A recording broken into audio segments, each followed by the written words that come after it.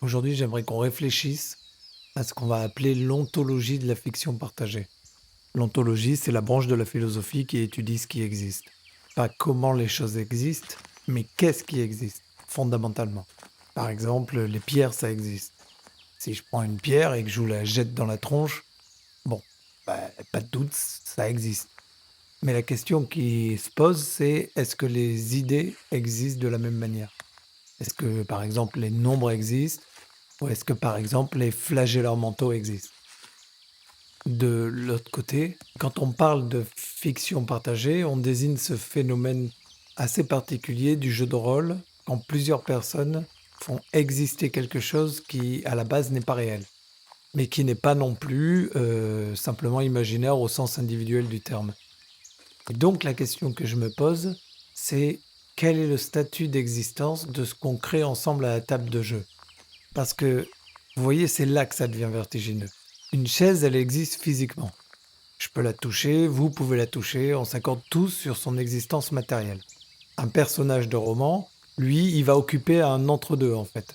Il n'est pas physique, mais il est fixé dans le texte. Donc il a une certaine permanence qui le rend accessible à quiconque lit le livre. Une existence textuelle, quelque part entre le matériel et le purement mental. Mais la fiction qu'on crée quand on joue à un jeu de rôle, pour moi, elle n'a pas ce luxe de la permanence.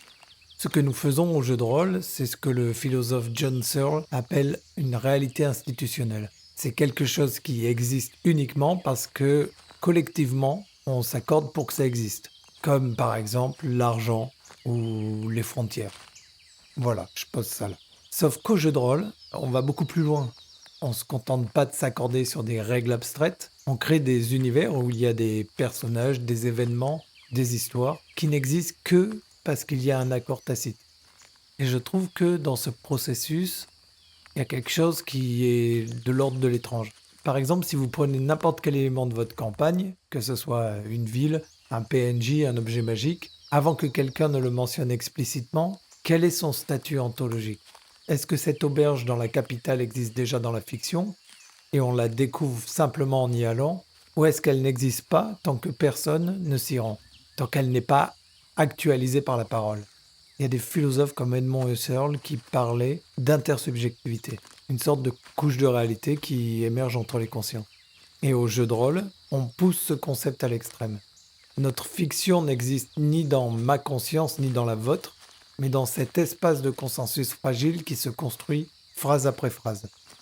Je vais utiliser un concept sûrement très maladroitement, et corrigez-moi si je fais fausse route, mais j'ai l'impression qu'on est dans du chat de Schrödinger narratif.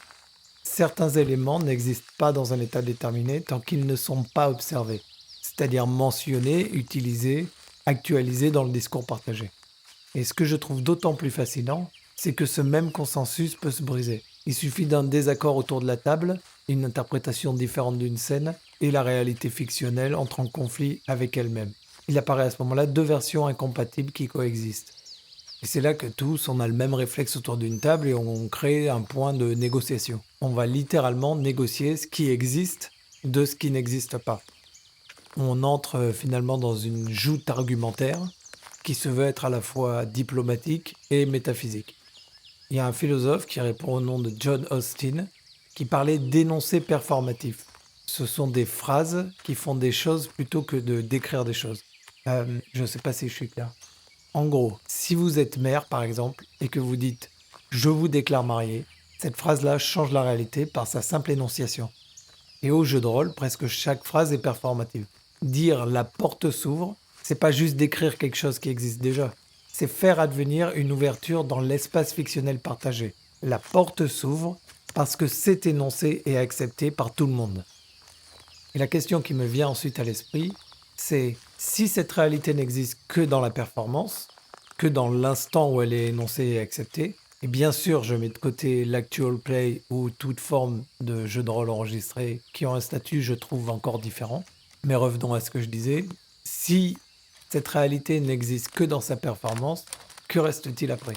Une fois la session terminée, tous ces lieux qu'on a traversés, ces conversations qu'on a eues, et l'ensemble des décisions qu'on a prises, qu'est-ce qui leur arrive? On pourrait penser qu'elles existent dans des notes fragmentaires, peut-être, ou dans des souvenirs individuels qui vont être divergents, il y aura autant de versions que de participants.